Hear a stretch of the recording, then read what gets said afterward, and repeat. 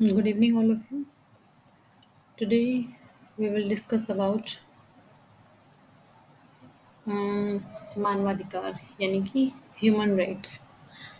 आज हम human rights के बारे में डिस्कस करेंगे। तो देखिए, जो कॉन्सेप्ट है ह्यूमन राइट्स की, वो वो ओरिजिनेट हुई थी सेकेंड वर्ल्ड वॉर के बाद। ये बेस्ड है experiences of atrocities committed by Hitler on Jews. यानी वर्ल्ड वार के दौरान जब हिटलर ने काफ़ी सारी एट्रोसिटीज़ कमिट की थी ज्यूज़ के ऊपर, उससे जो एक्सपीरियंस क्रिएट हुआ था, ये उस पर बेस्ड एक कंसेप्शन है। Till second world war the principle of sovereignty of the state was considered as sacrosanct. Hence, there was no scope of the intervention by the international community in the domestic affairs of the state. However, it was realized that there is a need to dilute the principle of state sovereignty. There is a need to recognize the role of international community in case state violates the rights of its own citizens or persons living in the state. It becomes the responsibility of the international community to come forward for the protection of the rights. देखिए, पहले इतना ज़्यादा इस पर focus नहीं किया जाता था, लेकिन सेकेंड वर्ल्ड वार के दौरान जब हिटलर ने ज्यूस के ऊपर काफ़ी सारे अत्याचार किए थे, उसके काफ़ी अत्याचार किए थे ज्यूस लोगों के ऊपर, ठीक है। तो देखिए, जो लोग हैं, ये यानी कि ह्यूमंस, चाहे वो ज्यूस हो, चाहे फिर वो किसी भी कम्युनिटी से बिलोंग करते हो, आखिर वो है तो मानव ना। तो इसलिए इस बात को ध्यान में रखते हुए जो इंटरनेशनल कम्युनिटी है, अब उसने, चाहे कोई भी स्टेट अगर वो वायलेट कर रहा है अपने सिटीजन्स के राइट्स का, तो इंटरनेशनल कम्युनिटी इंटरफियर करती है, क्योंकि ये उसकी रिस्पॉन्सिबिलिटी हो जाती है कि अपने स्टेट में जो भी, कि किसी भी पर्टिकुलर स्टेट में जो भी लोग रह रहे हैं, जो भी सिटीजन्स रह रहे हैं, उनके राइट्स की रक्षा करना, ठीक है। देखिए, जो सिंपल वर्ड्स में अगर हम कहें कि जो मानवाधिकार है, यानी कि जो ह्यूमन राइट्स हैं, वो अंतर्राष्ट्रीय नैतिक और कानूनी मानक है, यानी कि मोरल और लीगल ये स्टैंडर्ड्स हैं। इनका लक्ष्य दुनिया के सभी लोगों को राजनीतिक, सामाजिक, कानूनी जो भी दुर्व्यवहार है, जो उनके साथ बुरा व्यवहार किया जाता है, उससे बचाना है। अपना धर्म मानने की आज़ादी, कोई जुर्म करने का आरोप लगने पर निष्पक्ष न्यायिक प्रक्रिया का आधार इनको है, यातना के खिलाफ अधिकार है, और राजनीतिक गतिविधियों में शामिल होने का जो अधिकार है, ये मानव अधिकारों के कुछ मेन एग्जाम्पल्स हैं। नैतिकता के लेवल पर अगर इन अधिकारों का अस्तित्व स्वीकार, देखिए मतलब इन अधिकारों का जो एग्जिस्टेंस अगर एक्सेप्ट किया जाता है, वो नैतिकता के स्तर पर किया जाता है, यानी कि मोरालिटी के बेसिस पर इनको एक्सेप्ट किया जाता है। इसके अलावा जो राष्ट्रीय और जो अंतर्राष्ट्रीय जो स्तर है, उसके कानूनों में भी इन्हें मान्यता दी गई है। जो अ, जैसे जो कुछ कानून बनाए गए हैं, इन कानूनों के द्वारा मुख्य रूप से सरकार पर ये रिस्पॉन्सिबिलिटी डाली गई है कि वह इनको माने और इनको इम्प्लीमेंट करे। मानव अधिकारों की जो कंटेम्प्ररी जो संकल्पना है, उसका जो मुख्य स्रोत है, वो मानवाधिकारों की सार्वभौमिक उद्घोषणा, यानी कि universal declaration of human rights 1948 है। इसके अलावा इसके द्वारा जो पास किए गए कई जो डॉक्यूमेंट्स हैं या फिर जो कुछ ट्रीटीज़ हैं, उनको भी मानवाधिकारों का स्रोत माना जाता है, ठीक है। तो जो यूनिवर्सल डिक्लेरेशन है ह्यूमन राइट्स की, उसको एक्सेप्ट किया गया था 10 दिसंबर 1948 को, यानी कि 10th ऑफ दिसंबर 1948। और जो international covenants on civil war and political rights था, उसको एक्सेप्ट किया गया था 1966 में। फिर जो इंटरनेशनल कॉन्वेनेंट है सोशल एंड इकोनॉमिक राइट्स पे, जिसको एक्सेप्ट किया गया था 1966 में, ये भी कॉन्स्टिट्यूट करते हैं इंटरनेशनल बिल ऑफ राइट्स को साथ में। फिर देखिए, जो मानव अधिकारों की जो फिलोसफी है, यानी ह्यूमन राइट्स की फिलोसफी है, इन राइट्स के एग्जिस्टेंस पर, उसके नेचर पर, उसकी यूनिवर्सैलिटी पे और जो उसका जस्टिफिकेशन है उससे जुड़ा हुआ है। मानवाधिकारों का जो सार्वभौमिक घोषणा पत्र है उसने बहुत सारी यानी कि डजन्स ऑफ जो लिस्ट है मानवाधिकारों से रिलेटेड वो प्रिपेयर की है। और सभी कंट्रीज से ये एक्सपेक्टेशंस की जाती है कि वे इन राइट्स का सम्मान करें और इनको सुरक्षा प्रदान कर दें। तो जो विशिष्ट अधिकार है उनको हम 6 कैटेगराइज़ 6 कैटेगरी में बाँटते हैं। देखिए ये जो यूनिवर्सल डिक्लेरेशन है ये किस पे बेस्ड है ये हम अभी जानेंगे। इससे पहले एक बार थोड़ा-सा आप ये देखिए कि जो जो विशिष्ट अधिकार जिनकी मैंने अभी बताए हैं कि डज़न्स ऑफ जो कुछ स्पेशल ह्यूमन राइट्स की लिस्ट प्रिपेयर की उनको 6 कैटेगरीज़ में डिवाइड किया गया है। पहला है सुरक्षा का अधिकार जिसमें हत्या, सामूहिक हत्या, उत्पीड़न या फिर बलात्कार से लोगों की सुरक्षा शामिल है। दूसरा है स्वतंत्रता का अधिकार, इसमें आस्था, विचार, अभिव्यक्ति, एसोसिएशन बनाने, सभा करने और कहीं भी आने-जाने की स्वतंत्रता की सुरक्षा शामिल है। शायद ये मैंने पीपीटी में भी इंक्लूड किए होंगे।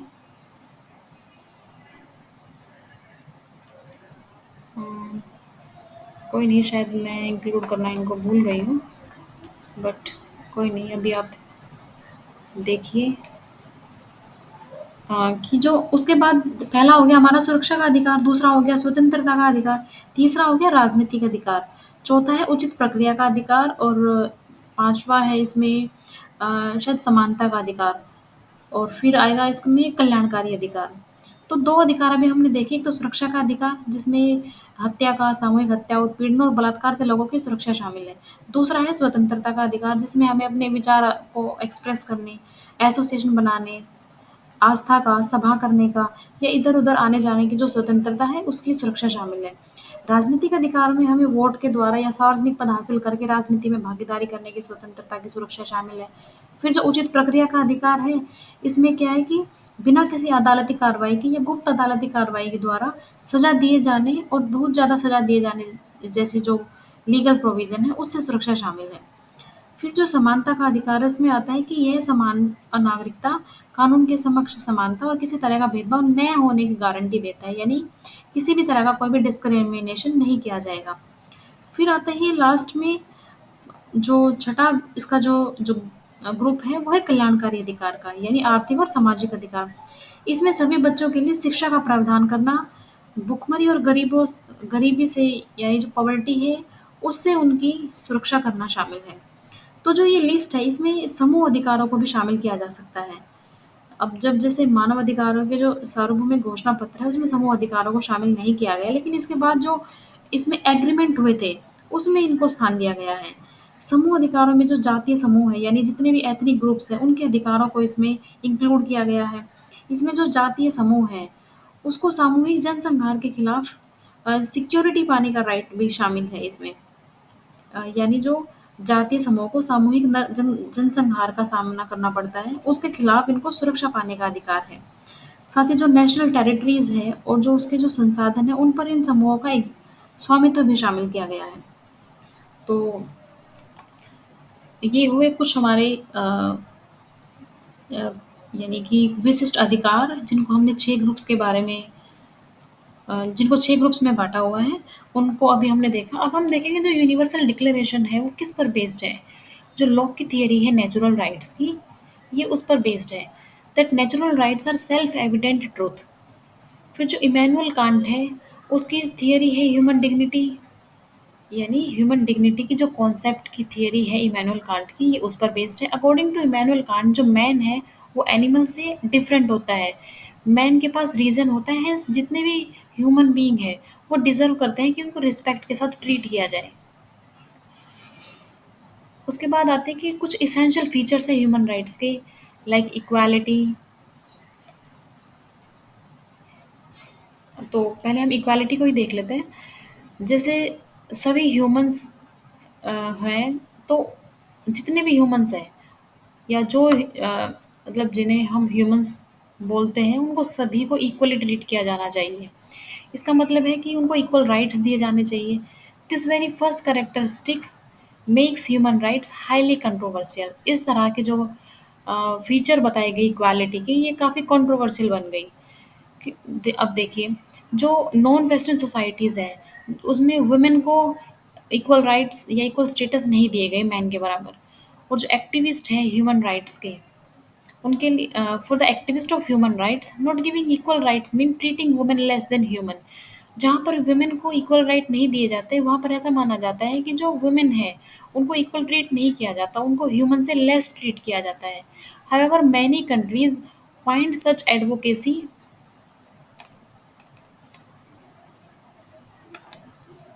As the imposition of western value.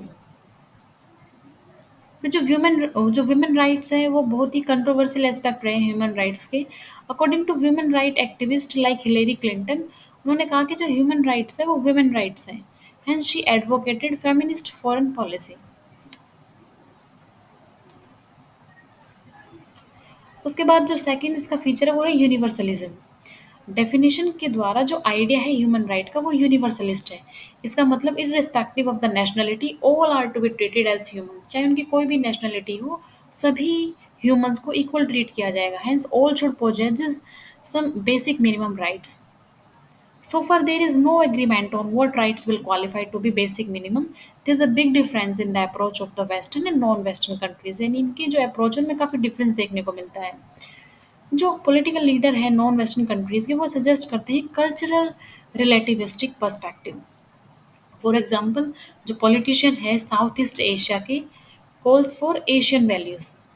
However, Western scholars consider Asian values as the justification of the soft authoritarianism. For supporters of Asian values, social and economic rights will have primacy, but the Western world's civil and political rights are the minimum guarantees. यहाँ पे देखो बिल्कुल easy manner में बताया गया है कि जो ये वाले लोग हैं यानी जो वेस्टर्न जो स्कॉलर है और जो नॉन वेस्टर्न जो कंट्रीज़ के जो स्कॉलर है उनमें भी काफ़ी डिफरेंस देखने को मिलता है। जो वेस्टर्न स्कॉलर है वो एशियन वैल्यूज़ को सॉफ्ट अथॉरिटेरियनिज्म के जस्टिफिकेशन के रूप में देखते हैं। और जो एशियन वैल्यूज़ के जो सपोर्टर हैं वो देखो सोशल और जो इकोनॉमिक राइट्स हैं उनको प्राइमेसी देते हैं।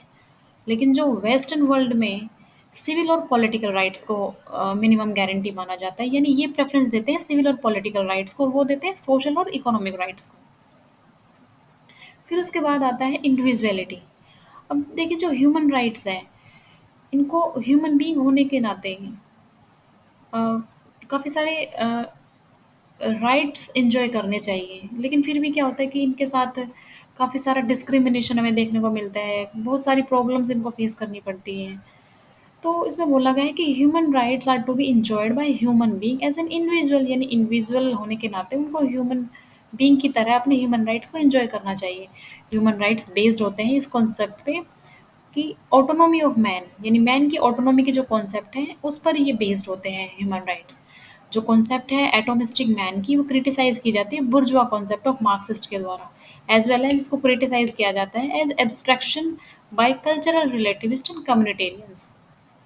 यानी इस कॉन्सेप्ट को इन कम्युनिटेरियंस और जो कल्चरल रिलेटिविस्ट हैं उसके द्वारा क्रिटिसाइज किया जाता है। फिर फोर्थ जो इसका फीचर है वो है इनएलिनिएबल। It cannot be taken away from individual. Man possesses these rights just by virtue of being a human being. यानी ह्यूमन बीइंग से इन राइट्स को अलग नहीं किया जाना चाहिए, क्योंकि ये इंडिविजुअल होने के नाते मैन इन राइट्स को पोजेस कर सकता है, क्योंकि मैन इनको पोजेस करता है just by virtue of being a human being होने के नाते उसको ये मिले हुए हैं। फिर फिफ्थ इसका फीचर है परमानेंट। ये राइट सर्कमस्टेंशियल नहीं है, मैन इनको पोजेस करता है परमानेंट बेसिस पर। यानी ऐसा नहीं है कि आज ह्यूमंस को ये दिए जा रहे हैं और कल ह्यूमंस को नहीं दिए जा सकते, तो ऐसा कुछ नहीं है, ये परमानेंटली ह्यूमन के पास रहते हैं। अब देखिए कुछ जनरेशन्स हैं ह्यूमन राइट्स के, अब हम उनको देखेंगे। उनको देखने से पहले देखो अब आपको पता लग गया होगा कि जो मानवाधिकार है यानी ह्यूमन राइट्स है कुछ ऐसे पॉलिटिकल स्टैंडर्ड है जो मुख्य रूप से ये बताते हैं कि जो सरकारें हैं और जो संस्थाएं हैं उनके द्वारा लोगों के साथ किस तरह का बिहेव किया जाना चाहिए। ये लोगों के द्वारा जो सामान्य आपसी बिहेवियर है उसमें यूज में लाए जाने वाले जो सामान्य नैतिक मानक नहीं होते हैं, जैसे झूठ ना बोलना, हिंसा का सहारा न लेना, ऐसा इसमें नहीं है। जैसा कि थॉमस पॉग ने रेफरेंस में लिखा है कि जो मानव अधिकार अधिकार है उनके संबंध में महत्वपूर्ण बात है कि इससे जुड़ी जितनी भी कार्रवाइयाँ हैं वो निश्चित रूप से कुछ अर्थों में ऑफिशियल होनी चाहिए, लेकिन हमें यहाँ सावधान रहने की भी ज़रूरत है, क्योंकि नस्लीय और जो लैंगिक भेदभाव है उसके खिलाफ सुरक्षा जैसे कुछ अधिकार मुख्य रूप से निजी व्यवहार का जो रेगुलेशन है उससे ही रिलेटेड है। फिर भी जो भेदभाव के खिलाफ जो अधिकार सरकारों को 2 तरह से इंस्ट्रक्शन देते हैं। फिर सरकार को अपनी पॉलिसीज़ और जो कार्य हैं उनमें किसी तरह का भेदभाव करने से रोकते हैं, और साथ ही वे इस बात को क्लियर करते हैं कि सरकारों की ये ड्यूटी है कि वे भेदभाव के निजी और जो सार्वजनिक दोनों ही जो रूप है, उन पर ये रोक लगाएँ और उन्हें किसी भी तरह के बढ़ावा न दें। ठीक है?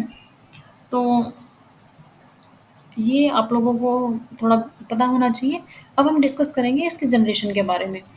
देखिए जो डिवीज़न है ह्यूमन राइट्स का into 3 generations was initially proposed in 1979 by the Czech jurist Karel Vosk at the International Institute of Human Rights in Strasbourg। जो ये थियरी है ये कैटेगराइज करती है एग्जिस्टिंग ह्यूमन राइट्स को 3 जनरेशन में। तो पहला है, हम देखेंगे फर्स्ट जनरेशन राइट्स। इसमें सिविल और पॉलिटिकल राइट्स आते हैं। They comprises of civil and political rights, sometimes called as blue right, as they deal essentially with liberty in participation in political life. यानी जो ये फर्स्ट जनरेशन के rights हैं इनमें सिविल और पॉलिटिकल राइट्स आते हैं, क्योंकि ये कंप्राइज करते हैं सिविल और पॉलिटिकल राइट्स। इसलिए इनको ब्लू राइट भी कहा जाता है, क्योंकि डील करते हैं लिबर्टी और पॉलिटिकल लाइफ में पार्टिसिपेशन के साथ में। इनको नेगेटिव राइट्स भी बोला जाता है, क्योंकि ये रेस्ट्रिक्शन लगाते हैं स्टेट पे विदाउट एनकरेजिंग पॉजिटिव एक्शन। ये लार्जली प्रोडक्ट होते हैं लिबरल डिस्कोर्स के, for example right to life, liberty and property. अब सेकंड जनरेशन के राइट में आते हैं सोशियो इकोनॉमिक और कल्चरल राइट्स। ये जो राइट्स हैं ये इकोनॉमिक, सोशल और कल्चरल होते हैं नेचर में। पॉजिटिव राइट्स होते हैं सिंस ये इंस्पायर करते हैं एक्शंस स्टेट के बिहाफ पे। ये जो राइट्स हैं ये यूजुअली एडवोकेट किए जाते हैं बाय सोशलिस्ट कंट्रीज, यानी जो सोशलिस्ट कंट्रीज हैं उनके द्वारा इन राइट्स को एडवोकेट किया जाता है। फॉर एग्जांपल जो राइट है इक्वल वेज का या एम्प्लॉयमेंट का, जेंडर इक्वालिटी का, तो ये सब बातें सोशलिस्ट जो आइडियोलॉजी है या जो सोशलिस्ट जो कंट्री है उनमें देखने को मिलती है। सोशलिस्ट आइडियोलॉजी से इंस्पायर होने के कारण ये इसी तरह के जो राइट्स हैं इनको कंप्राइज करती हैं। फिर थर्ड जनरेशन के राइट में आते हैं सॉलिडारिटी राइट्स। ये राइट्स सिविल, सोशल और पॉलिटिकल राइट्स के बियॉन्ड जाते हैं एंड जनरली रेफर किए जाते हैं ग्रीन राइट्स। यानी इनको देखो, जो फर्स्ट जो कैटेगरी के फर्स्ट जनरेशन के राइट्स थे उनको हमने ब्लू राइट्स माना था, और यहाँ पर जो थर्ड जनरेशन के राइट्स हैं इनको ग्रीन राइट्स माना जाता है। और सेकंड जनरेशन के जो राइट्स थे उनको सोशलिस्ट जो कंट्रीज़ है वहाँ पर